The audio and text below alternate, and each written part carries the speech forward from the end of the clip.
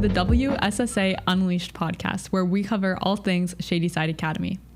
I'm your host, Rhyley, a rising senior at the senior school, and I thank you for tuning in to today's episode. I invite you to sit, stay, listen, and enjoy today's episode of WSSA Unleashed. Today, I am here with Mrs. Logsdon, Dean of Studies at Shady Side Academy Senior School, and today we'll be talking a little bit about back to school, what to know, some things to look forward to, and just some general information to help you prepare. So, Mrs. Logsdon, a lot of people don't know exactly what you do, who you are, so just for the listeners who might not be too familiar with your role, talk to us a little bit about just what you do. Thanks for having me on the podcast, Of course. Rhyley. So my title is Dean of Studies. That encompasses a lot of things. I work with the department chairs on some large scale curriculum stuff, what courses we offer, what a progression looks like through our sequence, graduation requirements, academic policies. I also work with new faculty in terms of getting them onboarded and helping them have a good first year at Shady Side. I work with students, particularly students who are having difficulty academically, in terms of helping them get supports, kind of putting that team together, communicating with teachers and parents and things like that.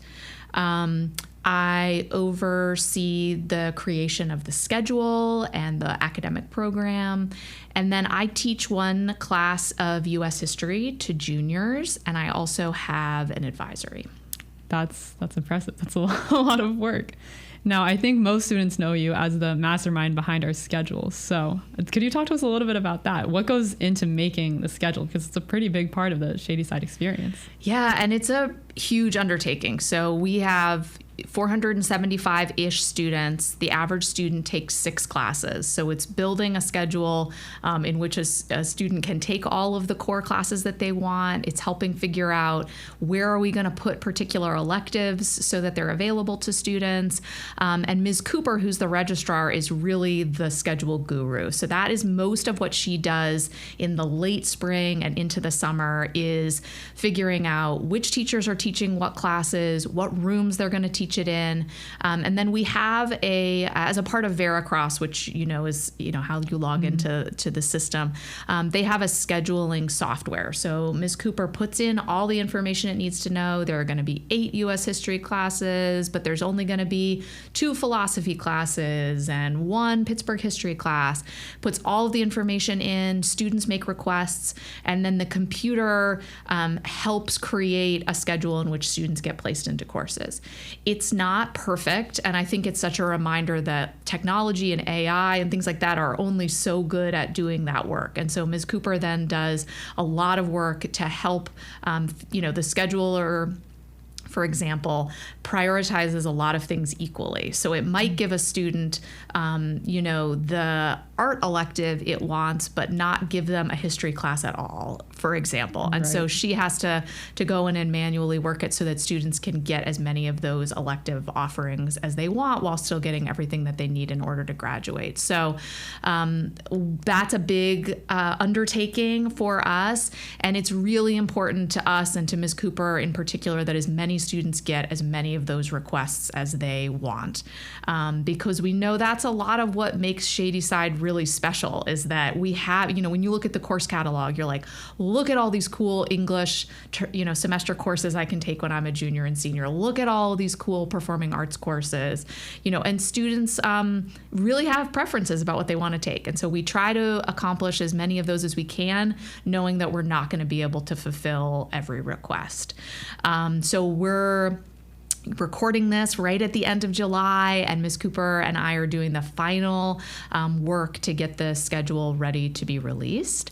And Exciting. So next week, the plan on August 5th is for students to get an email where they'll be able to log in. And you know this, Rhyley. Initially, you can only see which classes you've been registered for. You can't tell who the teacher's going to be.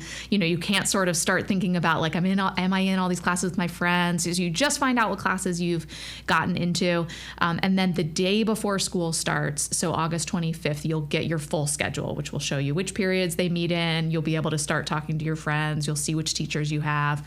And some of that is purposeful. I think we hope that when students request courses, that they're requesting like what's really best for them. But we know that there are instances where they really want a teacher and they're willing to like take any class that this teacher wants, this teacher teaches, or they really want to have a class with their friend and they're like, let's try to game this so that we can be in all of our classes together. And when we first release the enrollments, we really just want you to be in classes that are the right fit for you. So that's why we wait a little bit to tell you, which period it meets in and which teachers. Because we know sometimes people have these thoughts of like, this teacher is so good for me. I've got to have this person for history. I've got to have this person for science.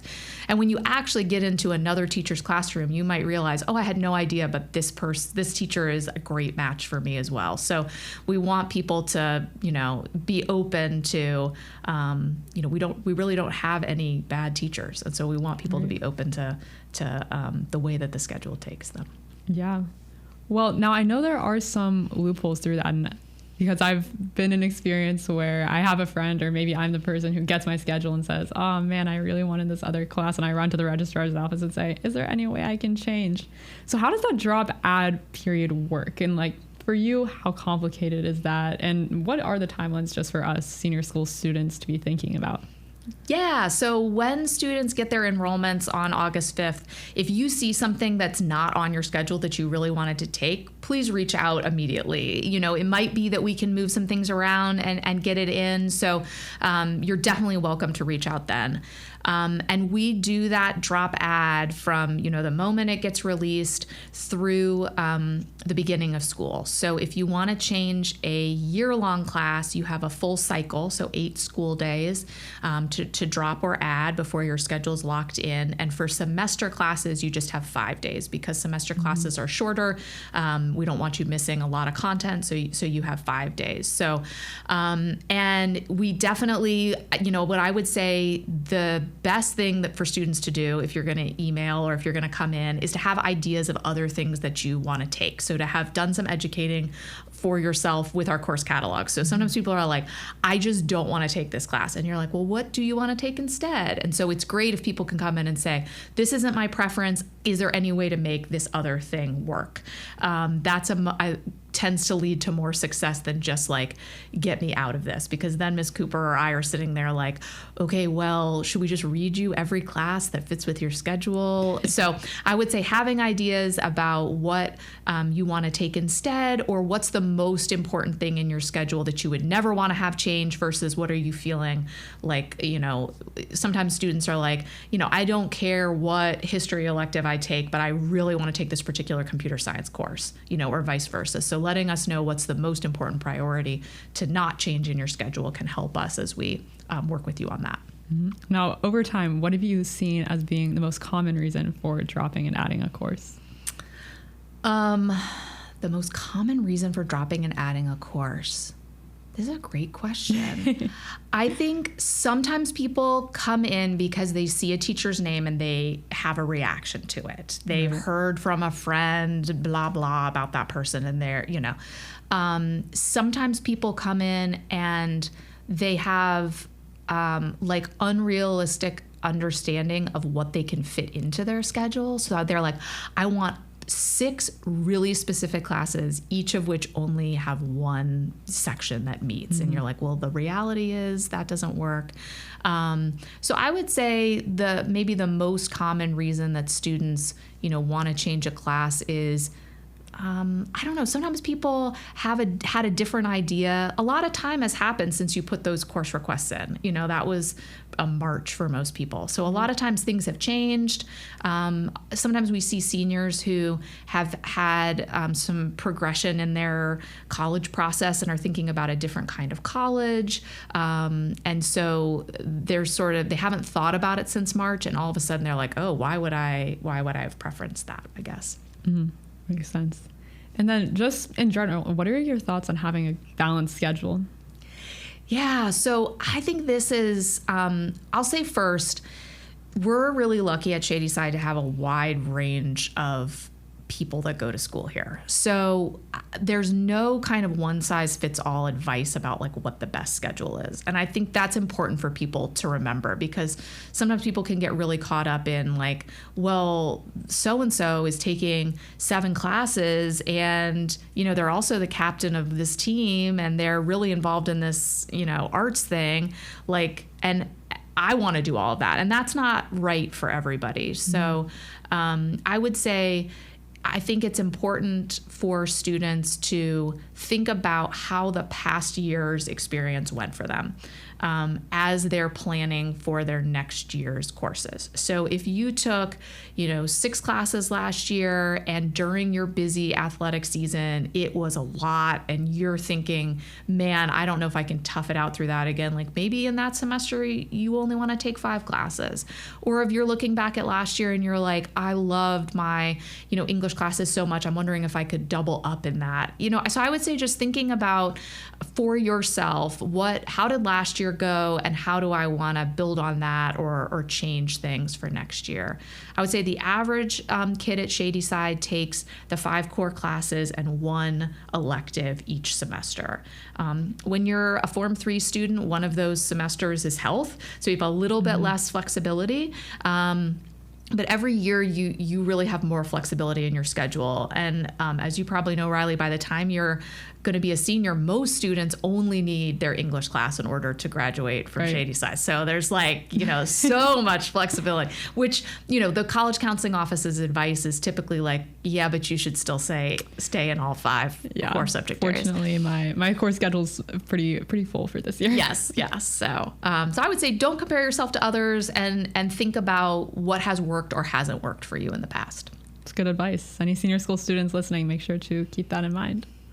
Now, moving on a little bit, so you get your schedules, it's the first week of school. What should students expect in terms of workload and maybe just some school supplies needed? Great question. So I will say sometimes people come in every year, so it'll happen again this year. Somebody's going to come into our office at the end of the first day of school and say, my schedule's too easy. Like I told you I wanted to take this more rigorous math class and, you know, my teacher didn't think it was the right match for me, but like today was so easy. And so what I would say is for everybody to remember that the first couple days of school, I don't think are representative of how the whole year is going to go, right? Typically the first couple days of school, like you're getting to know your teacher, they're getting to know you. They might be doing a little bit of review or kind of trying to figure out where students are so they can meet that spot and move forward. But I think by the end of the first cycle, you should have a pretty realistic understanding of what the classes are going to be like. Is that true from your experience, Rhyley? Yeah, I've stayed in most of the classes that I've taken, but I think I've noticed that definitely after that first cycle and sometimes even the first week, we're pretty much into coursework and we get a good idea of what the rest of the year is going to look like. Yeah. So I would say, you know, if the first day you go into a class and you're totally overwhelmed and it feels like, oh gosh, this is not the right fit, the first person I always want people to talk to is their teacher. So to check in with your teacher, wow, I'm feeling like this might not be the right match for me, and start the conversation there. But if you go in and it feels like, oh, this is pretty easy, I would give it a couple days, give it to the end of the drop ad period, those 8 days, that one cycle, before you sort of make any choices about what you want to do with your schedule. But I would say, you know, I was just talking to Ms. Hertz, who has a new 6th grader. And in 6th grade, did you go to middle school at Shady Side? There's like a long list of like the school supplies you need. Yes. And very specific, like this particular kind of notebook. And so people who came up from our middle school are probably like nodding their heads right now as they listen to this podcast. And I remember that from when I was in school, right? There's like a protractor and a glue stick and the highlighters and the notebooks.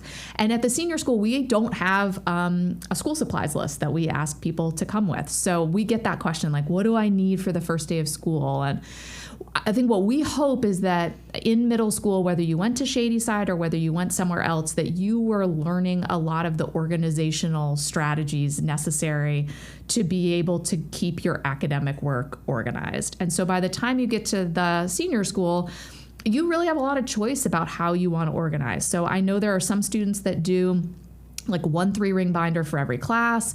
There are other students who do like a paper notebook. There's some people who do 1 big binder with different sections for every class.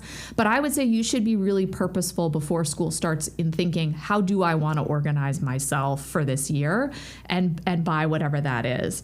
I don't feel like there are very many classes that are gonna on the first day say you need this super specific thing. Is that true in your experience? I think pretty much so. I know for me, sometimes I like to see the first week just to understand, how many notes am I really going to be taking in this class? And maybe I do need to get a calculator or a protractor or something of that sort. But I think typically I come into the school year pretty prepared with all of my supplies. I have a Target trip planned tomorrow, so. Oh, yeah. I mean, that's the best, right?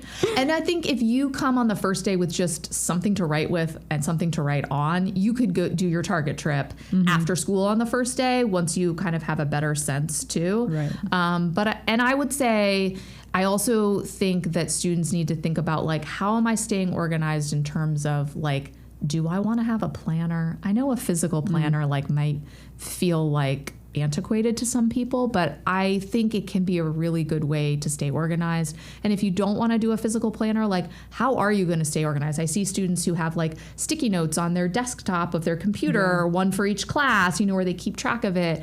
I think you just need a way to keep track of what your assignments are going to be, and to, again, just to think about it in advance, so that you don't get kind of a month into the school year and be like, I have no organizational plan. I have no idea what's due for all my classes. Like, just to be kind of thoughtful at the get-go. Yeah, definitely. It's very, very good advice. So now when I'm coming into school on the first day, should I expect a regular first day of school, or could you just talk about a little bit about the day 0 situation, what that is, and also convocation? What should we know about convocation? What do we wear for that? Great question. I do think we kind of put new students through a ringer a little bit at the beginning of the school year, because the first day of school is a Tuesday and it's a special schedule, and I don't think actually ever do that same schedule again. It's like our one time in the year we do that version of the schedule. And then the next day is Wednesday, and Wednesday schedules look different than normal schedules too. So it's sort of like not until Thursday do we like really hit the rhythm. So I guess sorry in advance for that. But on the first day of school, it is a formal dress day, which, I think sometimes students groan about formal dress, and I can totally understand why, but I think it does lend an air of importance to the first day of school. We'll start with going to our advisories, and we have like 10 or 15 minutes in advisory. Your advisor will give you your schedule. I always like to remind new to Shady Side students that there is an orientation day on Monday before that. If you come to that, you will walk your schedule. So you'll be able to find all of the rooms that you're going to have classes in. So on that Tuesday, you should at least have kind of laid eyes on all of your classrooms. But we'll do that 10 or 15 minutes in advisory. And then if the weather is nice, we'll go out to the senior quad and we'll have this convocation on the quad. It's typically in the Hillman in the Rao Auditorium if the weather is not good. And this is, it kicks the year off. So Mr. Griffith will speak, Mr. Prince, the new head of senior school, will speak, and then Kyle DeLisma, our student body president, will speak. So it's an opportunity for us to all gather together and kind of kick the year off. And then we do a special schedule. And typically when you look at the grid, the 8-day grid of our schedule, typically, if it's a day 1, you go down, down day 1 and then day 2. On a day 0, on the first day of school, we actually go across the top of the schedule. So that allows students to see all 8 classes on the first day before we go into our normal rotation after that. So I will say, whether you're new or whether you're returning, I think that will be a day where everybody is like, holding their schedule, frantically in front of them and trying to figure out like, what time does that next class start? Where do I need to go? So I think that will feel very normal. We'll have lots of adults around to help. But it is a great opportunity to get to see every class on the first day of the senior school. Yeah. It's wonderful.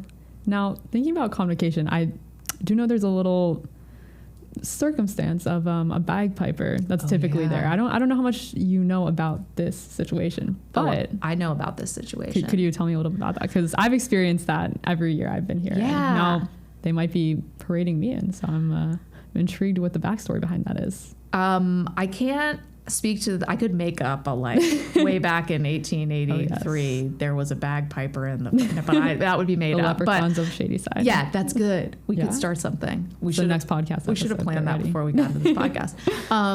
But there's 2 occasions during the school year where we have a bagpiper who leads the senior class. That's the first day of school.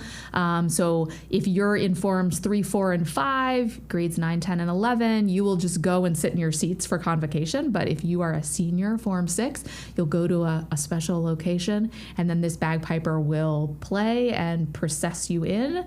And then the other occasion is graduation. So we have a bagpiper who leads the seniors into their seats for graduation. So I think it's a nice tradition. It sort of lends an air of importance and solemnity to the occasion. And when we're inside, if it rains or something for a convocation, you will see how loud a bagpiper really is. So there's not volume on bagpipes, I learned. So it's one volume no matter where you are. So but that will be cool to watch the seniors come in with the bagpiper. Well, this is great. Well, now that we've talked a little bit about the official first day of school things, I want some of your more unofficial opinions. Now, the convocation does take away the need to put together a perfect first day outfit on that traditional first day. But what is your go-to second day of school outfit when you were a kid, and whatever it is now? Love this question. I only remember from my schooling one of my first day of school outfits because I picked it out so special and I thought I looked so good. I'm sure you did. So 6th grade, I wore my Umbro shorts. Is Umbro still a brand? They're athletic shorts. Yeah, they were purple Umbros, and I wore my Save the Manatees t-shirt on top. Wow. And I looked really good, I think. You definitely did. But I don't remember any other first day of school outfits. I will say it is, on a formal dress day, the students all have to wear the same thing. But I would say take an opportunity. You can start to get to know the fashions of the faculty on that day. What do we wear when we have a formal dress day? But I think if I was a student at Shady Side and I was planning my second day of school outfit, I would be picking something that was comfortable, that within the dress code, that showed my personality. I think especially if you're new or you're coming into Form 3 and you're like, what do people wear at the senior school? There's such a wide range of what people wear within the dress code, and I would say wear something that feels like what you want to wear and your own personality. Don't wear what you think you're supposed to wear. So that would be my advice. It's good advice. For those not watching the podcast, we do have a YouTube if you're interested in watching us live.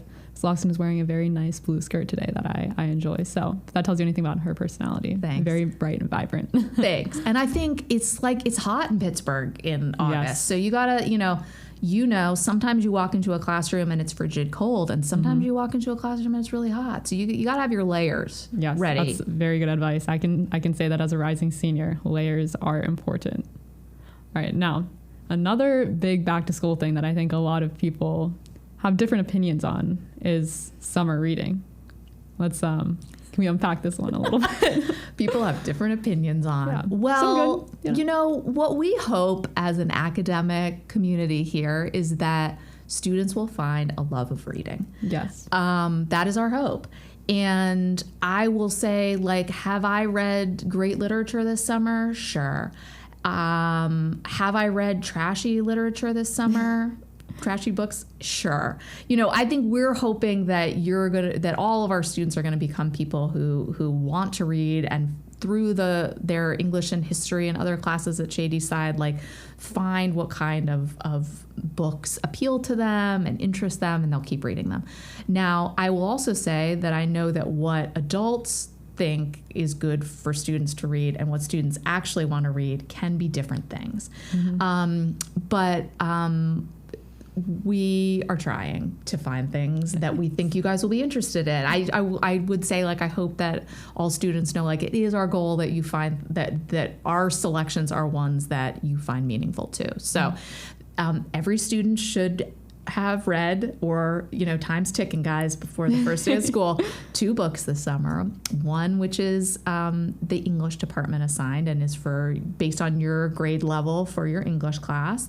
And then the other is, for the last couple of years, we've picked a theme, and the whole senior school has had a selection of books within that theme. So the theme this summer was Act Ethically, one part of our mission. And so we have 5 books that range from really, I think, adult high literature to YA books, fiction and nonfiction.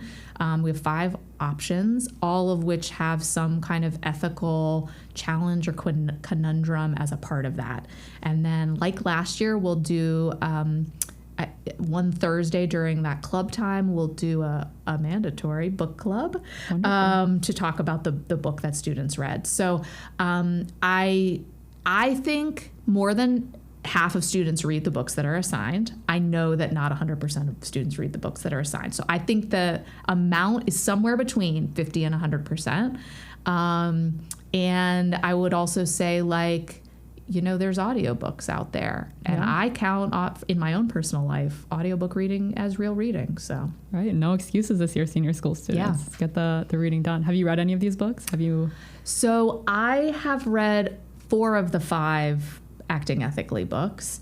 And then I believe the English books is it Parable of the Sower? Oh, this is a real quiz here. I think that's the English book, Octavia Butler. If I've read that somewhere. If it's not, guys, I've read Parable of the Sower by Octavia Butler.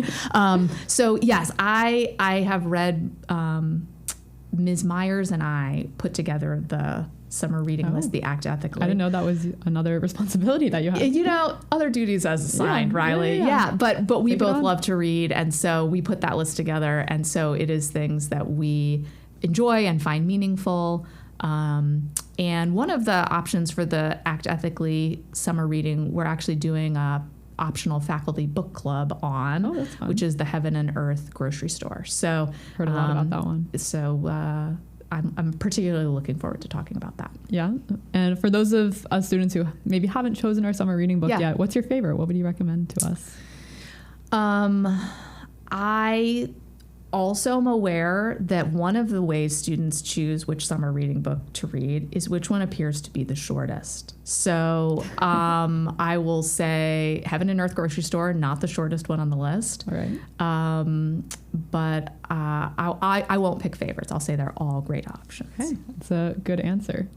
Now, I have a bit of a personal question. I've been coming from myself, because I've been driving a fair amount on campus to practice and, these podcast episodes. And I've noticed that the traffic pattern has changed quite a bit since the end of school year last year with all the construction going on with this new middle school and everything. Yeah. What is that going to look like for the first day, week, month? Whole school year even. So I believe that on the first day of school, we are going to be driving onto campus differently. So if the first time you came onto the Shady Side Senior School campus, if you can remember that, you probably got to that fork you drive on, you go through the gate and there's the fork and you thought, really, I'm supposed to go left? In this country, typically we drive on the right side. So you went left, and then when you got up to the quad, there's this you sort of have to make a figure 8 before you can come back around. So the school did a study with a firm about our driving pattern and made a decision that we're going to actually reverse the flow, and that's going to be in effect for this school year. So when you come onto campus for the first day of school, I believe you're going to go right and go up that brick drive. Okay. And they've actually expanded that, so that's what they're doing right now. So that's going to be 2 lanes, it appears. And when you get to Morewood Dorm and the quad, the area in front of the flagpole, I believe, is going to be for buses and pedestrians only. So you're going to go, you're going to sort of turn right like you're going past the dining hall and then past admissions and past the Hillman and then over to the to the new middle school area, and then you would go off campus the way we used to come on campus. So I'm sure that there will be a million signs and people there, but I think it's going to make a lot more sense in terms of traffic flow. And it's also going to help prepare us for the new middle school being on this campus starting in January. So we're going to have more traffic, and I think the school's being really thoughtful about how we can manage that traffic flow well. All right. Well, I'm feeling very prepared for this upcoming school year. I'm excited for it to start. I'm curious, what are you excited about for this year?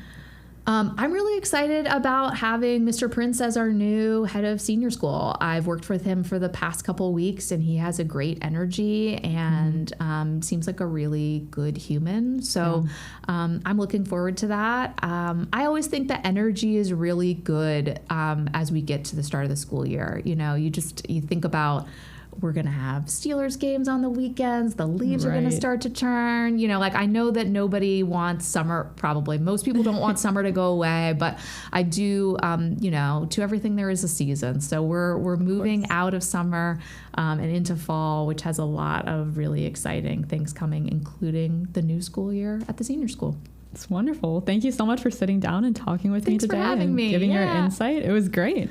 I would love to meet everybody. So if you want to come by, my office is, and Ms. Cooper, we're right next to each other, near Mr. Prince's office on the first floor of Row. So you're always welcome to come by and say hi. Yeah. Well, you heard it here. Go say hi to Ms. Logsdon. And if you have any follow-up questions for some back-to-school advice, she is your girl. All right. Thank you so much for joining us today, and we hope you gained some valuable insight into SSA life. And if you did and enjoyed this information, we encourage you to leave a review wherever you're listening and drop a follow. It takes about 10 seconds of your time and helps support student-led initiatives such as these tremendously. Thanks again, and we'll see you next time for another episode of the WSSA Unleashed podcast.